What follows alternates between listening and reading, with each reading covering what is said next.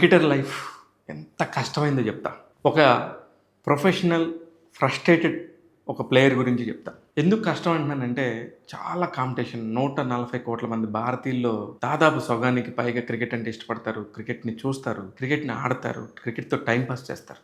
ఇలాంటి ఒక దేశంలో ఒక ఐపీఎల్ లాంటి దానిలో ఒక నెంబర్ ప్లేస్ సంపాదించాలంటే కేవలం 10 టీంలే ఉంటాయి.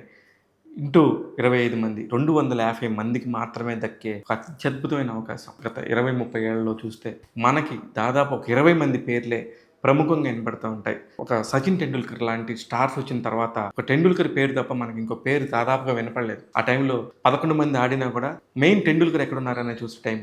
ఆ తర్వాత ధోని, ఆ తర్వాత విరాట్ కోహ్లీ, ఇప్పుడు శ్రేయస్ అయ్యర్లు, ఇట్లాగా వీళ్ళందరూ వస్తున్నారు. కానీ వీళ్ళతో పాటు వీళ్ళలాగా ఆడే ప్లేయర్స్ భారతదేశంలో కొన్ని వందల మంది ఉన్నారు. కొన్ని వందల మంది క్రికెటర్లు ఈ ఐపీఎల్ పుణ్యం అని మనందరికీ కనబడుతున్నారు. వాళ్ళ కాంపిటీషన్లో ఎక్కడ మిస్ అయ్యారో మనందరికీ తెలియదు.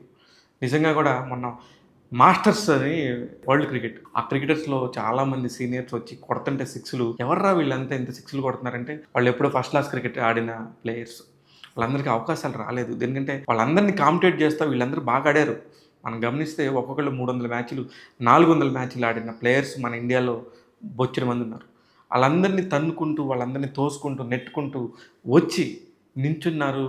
ఎవరన్నా ఛాన్స్ వచ్చిందంటే వాళ్ళు ఎంత కష్టపడి ఉంటారో మనం ఊహించలేం.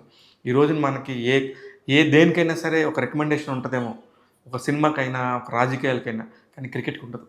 ఎంత ఒకళ్ళ రికమెండేషన్తో వచ్చినా, ఎంత పెద్ద ప్లేయర్ కొడుకైనా, ఎంత పెద్దవాళ్ళైనా దూరంగానే పెడతారు. ఎందుకంటే అక్కడ కనిపించే నంబర్సే ఇంపార్టెంట్. అలాంటి నంబర్స్ని మ్యాజిక్ చేయడంతో అట్ ద సేమ్ టైం వీటన్నిటి కష్టంతో పాటు ఫేట్ కూడా కలిసి ఉండాలి. వీటితో పాటు ఫిట్నెస్.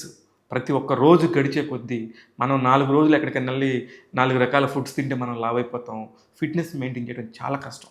అలాంటి మంచి కఠోరమైన శిక్షణ, ఫుడ్డు, దానికి తగ్గట్టు ప్రాక్టీసు, ఇవన్నీ చేసుకుంటూ వాళ్ళ టైం ఎప్పుడు వస్తుందా, మాకు ఒక రోజు వస్తుందని చెప్పి ఎదురు చూసే ప్లేయర్స్ చాలామంది భారతదేశంలో ఉన్నారు. ముఖ్యంగా రాత్రి అలాంటి ఒక ప్లేయర్ కనిపించాడు. ఆ ప్లేయర్ పేరే శశాంక్ సింగ్.